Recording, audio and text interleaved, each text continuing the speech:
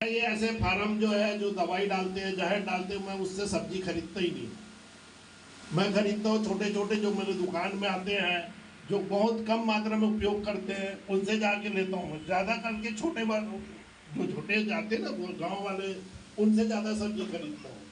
तो मेरे कहने का मतलब ये था कि और मेरे दुकान में अभी भी जो गिराई आते हैं, मैं प्लांट सेल का ये गारंटी देता हूँ और दिल से गारंटी देता हूँ कि आप इस खाद को, ये प्लांट सेल को उपयोग करोगे, आप चाहे 30 साल भी डालोगे तो आपका खेत को बिगाड़ेगा नहीं, बनाने का ही काम करेगा वो।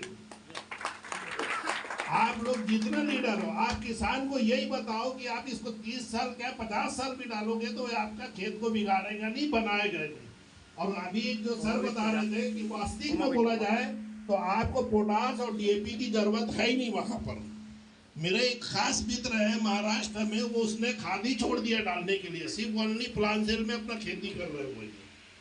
और एक मित्र है जिसको मैं प्लांट सेल दिया हूँ, उसके घर का मैं गेहूँ खुद खरीदा हूँ, 3 क्विंटल खरीदा था।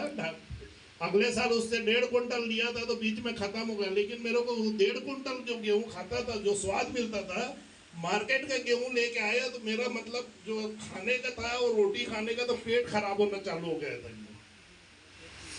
अब अभी मैं उसको 3 क्विंटल लिया हूँ, मेरा जो हाजमा है पेट का, जो उसका रोटी खा रहा हूँ, इतना बेहतरीन है। और मैं केदार सर के यहाँ से चना लेके आया हूँ, उतना स्वाद है कि उसको आप ऐसे ही खा लो, कोई फर्क नहीं पड़ता। नहीं तो आप चना ऐसे खा लो तो मेरा पेट वाला बीमार वाला आदमी हूँ तो मेरा प्रॉब्लम चालू हो जाता है। लेकिन जो चना अपन उपयोग कर रहे हैं प्लांट सेल का, जो जिसमें डाला है, और जो जिस सब्जी को प्लांट सेल वाला ले रहा हूँ उसमें मेरे को कोई फर्क नहीं पड़ रहा है, और मेरा सेहत में और पेट में मेरा स्वाद हार आ गया।